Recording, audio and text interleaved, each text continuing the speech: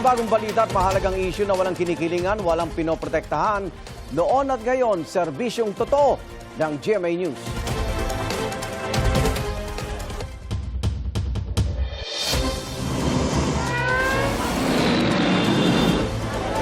Sa Bronx. Sa kayo po ay Pinsala. Ito na ang mga unang balita. Pahirapan na naman ang pagsakay ng mga pasahero sa Commonwealth Avenue ngayong Lunes matapos ang long weekend. Kamusta natin ang mga commuter doon sa unang balita live. James Agustin. James. Igang, good morning. Back to school at back to work na ang ating mga kababayan matapos nga ang long holiday weekend at balik na rin yung Monday usual traffic dito sa Commonwealth Avenue sa Quezon City. Maagang nasubok ang pasensya ng maraming pasahero. Sa Philcoa, pahirapan ng pagsakay. Punuan na kasi ang mga pampublikong sasakyan kaya hindi maiwasan ng iba na mapatakbo para lang makasakay. Sa ilang ordinary non-air-conditioned buses nga tayuan ng mga pasahero. May ilang ding air-conditioned buses kami nakita na ganyan ang sitwasyon. Maging sa modern jeep ay siksikan. Habang sa mga tradisyonal na jeep may mga nakasabit sa estribo. Nasakop na ng mga pasahero ang gitna ng kalsada kaya naman panay paalala ang traffic enforcer ng MMDA kung saan ang tamang sakayan. Ang mga pasahero namin nakausap, kanya-kanya ng diskarte ngayong umaga para hindi ma-late sa kanilang pupuntahan. Yan, mahirap sumakay. Katulad ganyan, no? Punuan. Paano ginagawa niyo diskarte? Ano lang, sabit sa jeep. Sige po. Para makabiyahe. Mahirap sumakay eh. Abulan. Makipagagawan sa jeep. Paano ginagawa ang diskarte niyo? Makipagabulan. Pagpunahan. Sasakay ako ng ibang sasakyan, tapos dating sa lugar na yon, sasakay naman uli. Nakakailang palipat-lipat kayo? O, mabali dalawa.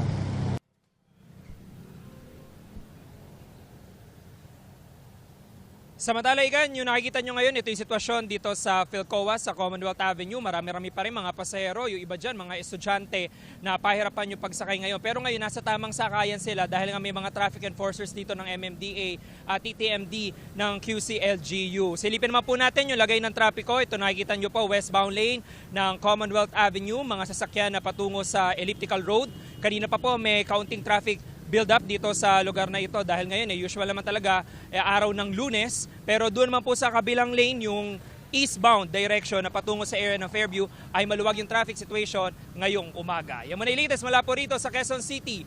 James Agustin, GMA News. Binaha ang ilang lungsod itong weekend dahil sa malakas na ulan na dulot ng easterlies. Kabilang sa mga lumutang mga basura. May unang balita si Bea Pinlac. Haba nung narating niya. Tumaob at inanod na sa creek ang kotseng yan dahil sa lakas ng ulan sa Barangay Bignay, Valenzuela. Nagmula pa sa katabing subdivision ng kotse. Ayon sa barangay, naiahon na ang sasakyan, mabutit wala itong sakay. Sa tindi ng baha sa Barangay Paso de Blas, lumusong na at naglaro sa maruming tubig ang mga batang yan. Sa lakas ng agos ng tubig sa East Service Road, pahirapan ang pagdaan sa lugar. Kinailangan na ring alalayan ng ilang mga lumusong sa baha. Sa maitim at hanggang dibdib na baha sa Lord's Candle Street, palutang-lutang pa ang basura. Pero ang ilang residente, nagtampisaw pa rin. Ayon sa barangay, kahit hindi umabot ng isang oras ang buhos ng ulan, mabilis tumaas ang baha sa ilang parte ng Paso de Blas. Meron pong project para po dyan. Kasi nga po, yan po yung pinaghahandaan po namin. At pinaghahandaan din po ng LGU na kung sakali nga po naging El Nino para po mabawasan ng pagbaha. Yung aming mga creek, medyo kasi po kumipot yun. Iyon po yung tinitignan ng anggulo ng DPWH kung paano po nila mapapaayos. Bahala naman sa amin. Diyos ko po. Diyos ko po, baha na naman. Naperwisyo rin ng baha ang isang subdivision sa Barangay Ibaba, Santa Rosa, Laguna. Dahil din sa ulan, naglawa ang basura sa Barangay Lawa sa Calamba. Ang ilan, naipon sa kanal. Ayon sa Pag-asa, ang mga pag-ulan ay dulot ng easterlies o yung mainit na hangin mula sa Pacific Ocean. Ito ang unang balita. Bea Pinlac, GMA News. Nananawagan si Senador Ping Lacson kay Senador Alan Peter Cayetano na huwag manggulo. Mas mabuti raw ayusin ang kanilang mga gusot sa plenaryo at hindi sa social media. Si Senador Joel Villanueva naman nagsabi na dadalo siya sakaling magkaroon ng special session ang Senado. Yan ang unang balita ni Darlene Kai. Hindi po ito panahon ng kampihan. Bahagi ito ng video message ni Senador Joel Villanueva na ipinalabas sa worship service ng Jesus is Lord Church. Siniguro ni Villanueva, dadalo siya kung magkakaroon man ng special session ang Kongreso. Bilang mga lingkod bayan, prioridad po natin. Dapat ang siguruhin na patuloy na nagtatrabaho ang bawat isa sa atin, lalo na ang Senado, para po sa ating mga kababayan. Sa pagkakataon po na magkaroon ng special session, tutuparin po natin ang ating sagradong tungkulin sa ilalim ng ating saligang batas. We will be there. Kabilang si Villanueva sa mga miyembro ng Cayetano Bloc na hindi na dumalo sa anumang sesyon ng Senado mula nang arestuhin si Senator Jinggoy Estrada noong June 1. Nakasinediya adjournment ang Kongreso pero nais ng bagong Senate majority na magsagawa ng special session kung hihilingin din ng Malacanang lalo't may mga panukalang batas na kailangang maipasa. Ayon kay Villanueva, naiipit din ang mga empleyado ng Senado. The Senate staff should not be caught in the middle of this political fight. Bibigyan katiyakan po natin ang ating mga kapwa lingkod bayan na naghihintay ng confirmation ng kanilang mga appointment. Lalo na po ang mga opisyal ng ating sandatahang lakas. Kung matuloy ang special session, sabi ni Senador Ping Lacson, dapat present lahat ng senador para maplansya na rin ang issue ng Senate leadership. Hindi niya masabi kung aanib sa mayorya si Villanueva. I appreciate, I admire yung attitude ni Senator Joel na kinoconsider niyang sagradong duty yung pag-attend ng special session. I just hope na yung ibang kasama niya sa block ni Alan Peter Cayetano, ganun din ang attitude. Hindi naman natin alam kung magpa-participate siya o sasama siya sa pagboto pag-elect ng Senate President. Si Senador Alan Peter Cayetano, sinabi nitong Biyernes sa Facebook Live na nagkausap na sila ni Villanueva pero wala siyang ibinigay na detalye. Nag-heart-to-heart kami ni Brother Joel and even if I know the cost, it's not something you can feel unless ikaw talaga.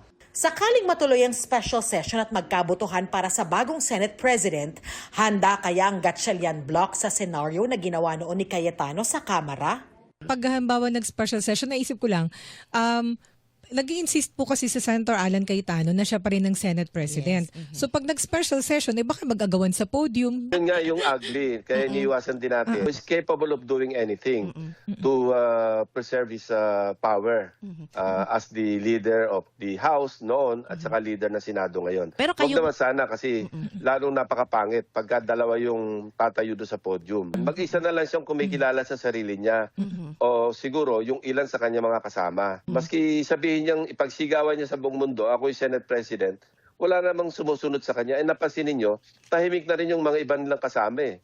Yung mga dating maiingay din na kasabay niya. Ngayon wala na rin comment eh. So na-realize din nila siguro yung reality na tapos na yung boxing. Huwag nating i-underestimate kasi capable yung tao na yan na gumawa na maski anong gulo. No, he doesn't care about the institution, he only cares about himself. Panawagan ni Lacson kay Cayetano, huwag manggulo. No? Maging mga senador, makilahok, tapos kung ano yung pinglalaban nila, sa floor namin pag-usapan, huwag sa Facebook. Sinusubukan pa ng GMA News sa kunin ang panig ni Cayetano sa mga pahayag ni Lacson. Ito ang unang balita. Darlene Kai, GMA News. Sa isang social media post, sinabi ni Senador Alan Peter Cayetano na hindi niya kinuha ang Senate presidency para lang sa kapangyarihan. Ang totoong issue raw ay kung bakit tila may pumipigil na lumabas ang katotohanan tungkol sa questionabling flood control projects. Ay bakit Cayetano may mga tao na pinagtatakpan umano ang flood control scandal at isusulong pa raw ang charter change para ibaon ang issue. Nagising daw ang taong bayan dahil anya sa lawak ng katiwalian sa flood control projects. Kaya may mga hakbang daw para makalimutan ang issue habang naghahanap ng pwedeng sisihin sa flood control scandal. Makatatanggap ng scholarship ang 6 na kapatid ng limaong Ateneo men's basketball player na si Rene Baterbonia mula sa Ateneo de Davao University kung saan siya nagtapos ng high school. Sabi ni Ateneo de Davao University President Father Karel San Juan sa isang misa nitong Sabado, ito'y bilang pagtupad sa pangarap ni Rene na mapag-aral ang mga kapatid. Nag-alay ng awit ang high school teammates ni Baterbonia sa public viewing sa kanyang labi nitong weekend.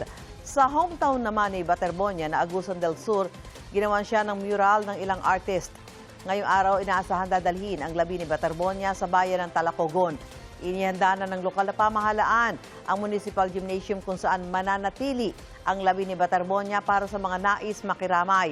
Sa isang mensahe naman na in-upload itong Biyernes, nagsorry si Ateneo men's basketball head coach Tab Baldwin sa pamilya ni Baterbonia, gayon din sa pamilya ni Divine Adili. Sa hiwalay na podcast, ipinaliwanag ni Coach Baldwin kung bakit umabot ng ilang araw bago siya nagsalita. I feel I failed, and I'm sorry. To the depth of my being, I'm sorry. The university, obviously, when this tragedy happened, the university wanted to handle things from the institutional standpoint. And so it was more than a request. Their determination was that not just me, but all of us involved should refrain from any public pronouncements. Sa isa namang social media post, sinabi ng ina ni Baterbonia na hindi matatapatan ng sorry ang pagkamatay ng kanyang anak. Ang gusto niya, maayos na paliwanag kung ano talaga ang nangyari kay Rene. Nanawagan din ng pamilya Baterbonia sa mga kasamahan ni Rene at Adili na magsalita tungkol sa pagkalunod ng dalawa. Inaalam din ng abogado ng pamilya Baterbonia kung nasunod ba ng Ateneo ang safety requirements ng Commission on Higher Education para sa off-campus activities. Na sinabi ng Ateneo na may sarili silang investigasyon. Irerepaso rin daw nila ang umiiral na athletic protocols.